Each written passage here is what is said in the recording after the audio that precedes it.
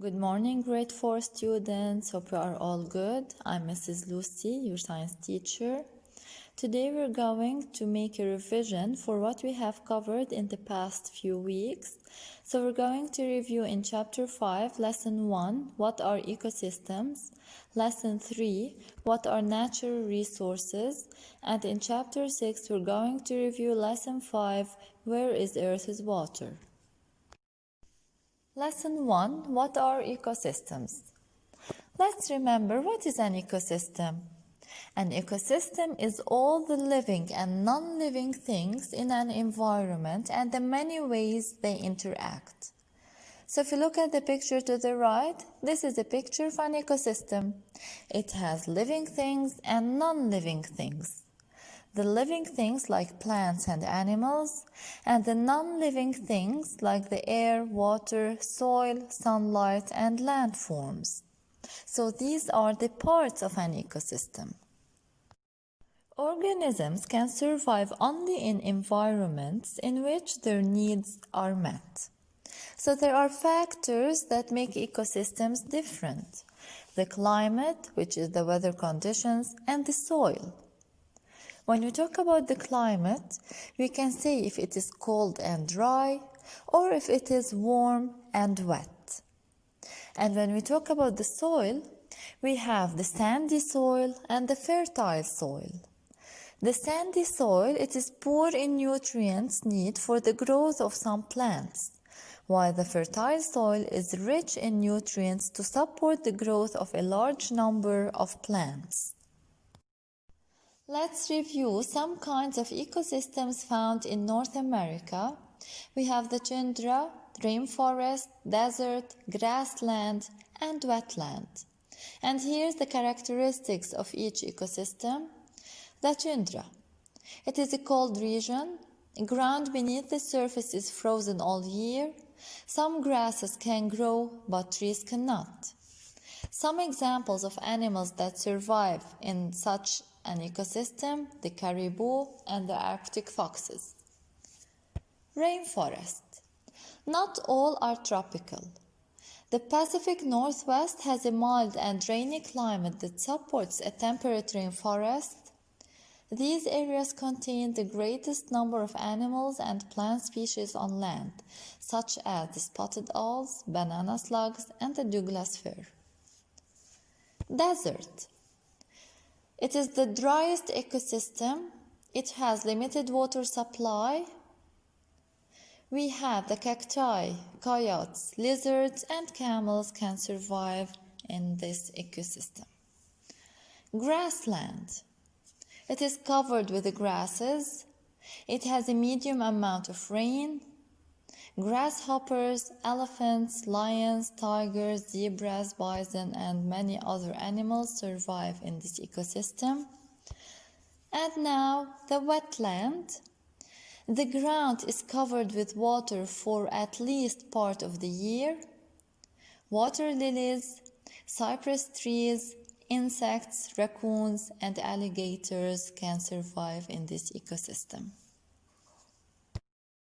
Organisms interact with each other and with the non-living parts of the system. And in any environment, some plants and animals survive better than others.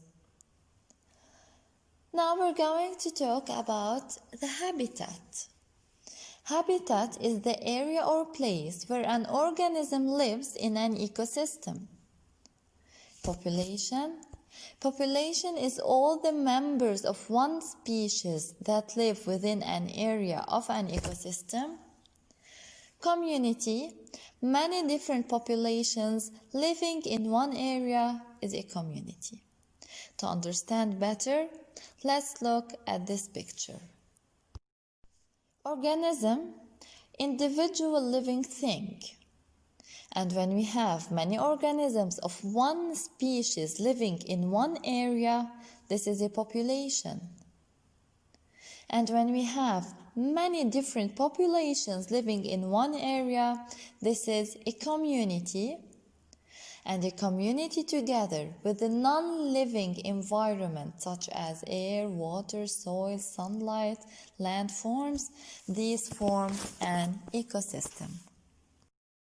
Let's now review Lesson 3 in Chapter 5. What are natural resources? Plants need air, sunlight, soil, and water to live. People need air and water too. They use plant and animal resources for food. So all living things depend on natural resources in order to live. So what are the natural resources? Natural resources are supplies found in nature. So natural resources could be living things or non-living things. Natural resources could be renewable resources or non-renewable resources. So what are the renewable resources? Renewable resources are resources that can be replaced in a short period of time, like animals, plants, air, water, soil, solar energy from the sun, and wind energy from the wind to produce electrical energy. And what about the non-renewable resources? Non-renewable resources are resources that exist in limited amounts or are used faster than they can be replaced in nature. Non-renewable resources are those found inside the earth. They took millions of years to form, such as fossil fuels and ores. What are fossil fuels? Fossil fuels are formed from the remains of dead plants and animals.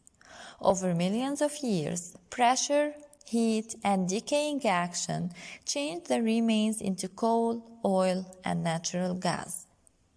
And these are burned to provide energy. And what about ores? An ore is a rock rich in valuable minerals. Some examples of minerals are silver, gold, salt, and calcium. As people use more and more resources, fewer non-renewable resources will be available in the future. So you can reduce unnecessary resources in many ways. For example, ride a bike or walk to travel short distances. Also, you can drink from reusable bottles instead of buying plastic bottles and throwing them away. Chapter 6, Lesson 5, Where is Earth's water? If you remember when you looked at the globe, 3/4 of Earth's surface is covered with water. Similarly, in the picture to the right, division of the Earth, 71% is blue, which is water, and the rest, which is land, is only 29%. Surface water is any water that is above the ground. So the water on Earth has different states of matter. It is found as solid, liquid, or gas. The ice is solid water found in glaciers and ice caps. The liquid water is found in rivers, lakes, oceans, and other bodies of water. And the gas form is the water vapor, which is formed when water gets hot enough. It turns into this invisible gas, which is called the water vapor. Water bodies are classified by the type of water they contain, if it is salt water or fresh water. Look at the table below. Salty water, which makes more than 97/100 of the surface water. It has ocean and seas, few lakes and ponds. And the fresh water, which is only 3/100 of the surface water, we have glaciers and ice caps, rivers, and almost all lakes and ponds. And the pie chart to the right shows you the percentage of the water. 3% is fresh water, and salt water is about 97%. And this also shows you that fresh water is divided into the rivers and lakes, which make only 1%, groundwater, which is about 12%, and 87% of fresh water is in glaciers and ice caps. Let's remember the characteristics of salt water. Yes, it is very salty. And can we drink it? Of course not. It is not healthy for drinking. And why it is very salty? Ocean water is a mixture of water and dissolved salts. These salts come mostly from rocks on land. As rivers flow over land, they dissolve salts from rocks. They carry the salts to the ocean. And what about fresh water? We already said that only 3% of the surface water is fresh water, and most of the fresh water is found as ice in ice caps and glaciers. So people depend on the small amount of fresh water available in rivers and lakes. People also get drinking water from underground. But how they get this underground water? People dig wells to reach the water underground. When it rains, water falls into bodies of water and onto the ground. So we have the water that falls on the ground and runs into the bodies of water is called the runoff water, and the water that is underground, that is soaked into the ground, is called the groundwater. As we said before, that people depend on the small amount of fresh water available in rivers and lakes or from underground water. But can they directly drink it? Of course not. People should not drink fresh water straight from a lake, river, or wells, because chemicals can get into the water and it may contain germs and dirt. So fresh water must usually be cleaned before people can drink it. Germs and dirt are removed from water at a water treatment plant. What is a water treatment plant? You can look to the picture to your right and you can follow the process to see how water is cleaned from dirt and germs. So drinking water goes through a cleaning process that removes dirt and germs and other materials and kills germs. Then the clean water that travels through pipes to people's homes and businesses. Have a great summer vacation. Let's stay safe and spread some smiles.